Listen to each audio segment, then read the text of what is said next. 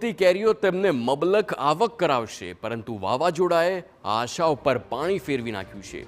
ગીર સોમનાથના સૂત્રાપાડામાં રાત્રે વરસાદે એવો કહેર મચાવ્યો કે કેરીઓને ભારે નુકસાન પહોંચ્યું।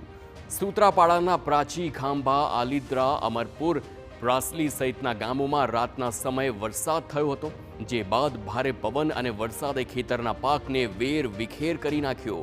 ગ્રામ્ય વિસ્તારમાં કેરી પકવતા ખેડૂતોને મોટું નુકસાન ગયું છે।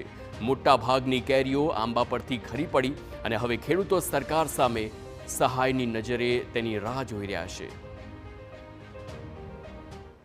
તમે જોઈ રહ્યા છો કે વરસાદ અને વરસાદની સાથે સાથે પવન પણ હતો।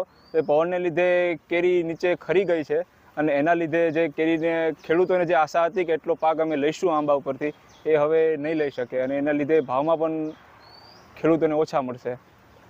તો તમે જોઈ રહ્યા છો અત્યારે ઉનાળામાં મગ છે, અડદ છે, બાજરો છે, તલ છે, એવા જે પાસોતરા પાકો છે એ જે અત્યારે પાક ઉપર આવી ગયા છે એને પણ નુકસાનની ભીતિ છે। તો ખેડૂત વતી મારી સરકારશ્રીને અને રાઘવજી પટેલને એટલી જ દરખાસ્ત છે કે જે નુકસાન થયું છે એનું સર્વે કરી અને યોગ્ય ખેડૂતને વળતર મળી રહે એટલી અપીલ છે। તો અરવલ્લીમાં માવઠાનો